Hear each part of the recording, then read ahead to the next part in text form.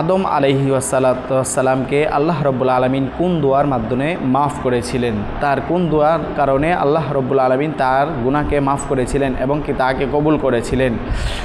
মেরে মোহতারাম হাজরিন, সেই দোয়াটাই আজকে শিখব ইনশাআল্লাহ। আসসালামু আলাইকুম ওয়া রাহমাতুল্লাহি ওয়া বারাকাতুহু। সম্মানিত মোহতারাম হাজরিন, দোয়া কবুল হওয়ার জন্য কি আমল এবং ওজিফা কোরআনের মধ্যে রয়েছে সেই বিষয়টা আজকে খুঁজে বের করব ইনশাআল্লাহ। মেরে মোহতারাম হাজরিন, আপনারা সকলেই ইতিমধ্যে জেনে গিয়েছেন আমরা প্রতিনিয়ত এই চ্যানেলে আপনাদের দিন প্রচারের মাধ্যমে এবং কি দিনের খেদমতের কারণে আল্লাহ রাব্বুল আলামিনের তৌফিক দিয়েছেন আপনাদের খেদমত করা, সেই জন্য আমরা আবারও আপনাদের খেদমতে এই চ্যানেলে প্রতিনিয়ত ভিডিও দেওয়ার চেষ্টা করছি ইনশাআল্লাহ। তো আমরা আজকে যে বিষয়টা আপনাদেরকে জানাবো, বিষয়টা হচ্ছে গুনাহ মাফ হওয়ার জন্য, গুনাহ মাফের জন্য আল্লাহ রাব্বুল আলামিন কোরআনের মধ্যে কি ওজিফা রয়েছে সেই বিষয়টা আজকে জানবো ইনশাআল্লাহ। মেরে মুহতারাম হাজরিন, গুনাহ মাফের জন্য সূরা আরাফের আয়াত নাম্বার 23-এর মধ্যে এমন একটি দোয়া রেখে দিয়েছেন রাসূল সাল্লাল্লাহু আলাইহি ওয়াসাল্লাম, আমাদের যে পয়গম্বর রয়েছেন,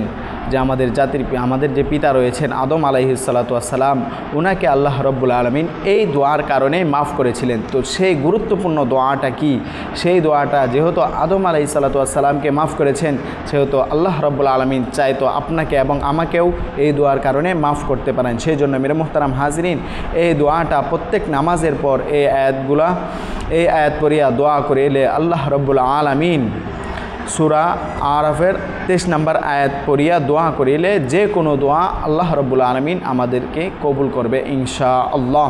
যেহেতু কোরআনের আয়াত, সেই জন্যই আমরা অবশ্যই এখানে কোনো সন্দেহ ছাড়াই এই আমলটা করতে পারি। আল্লাহ রাব্বুল আলামিন অবশ্যই আমাদের দোয়াকে কবুল করবেন। মেরা মুহতারাম হাজরিন, সেই দোয়াটা কি আমরা আসুন জেনে নিই। বিসমিল্লাহির রহমানির রহিম। দোয়াটা হচ্ছে রব্বানা যালামনা আনফুসানা ওয়া ইল্লাম তাগফির লানা ওয়া তারহামনা লানাকুনান্না মিনাল খাসিরিন। আমরা আবারও শুনে নিই। বিসমিল্লাহির রহমানির রহিম।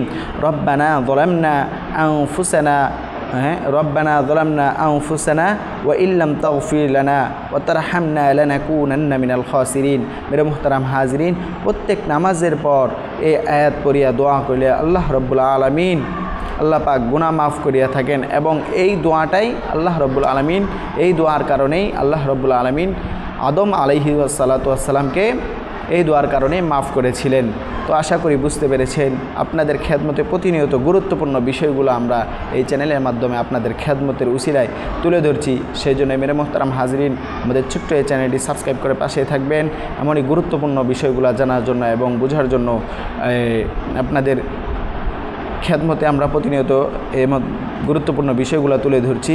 তো সেই জন্যই ভালো থাকবেন, সুস্থ থাকবেন, আপনাদের দীর্ঘায়ু কামনা করছি। আল্লাহ রাব্বুল আলামিন আপনাদের প্রত্যেকের নেক মাকসাদকে, মনের আশাকে পূরণ করে দিক এবং কি নেক হায়াত দান করুক। ভালো থাকবেন, সুস্থ থাকবেন। আসসালামু আলাইকুম ওয়া রাহমাতুল্লাহি ওয়া বারাকাতুহু।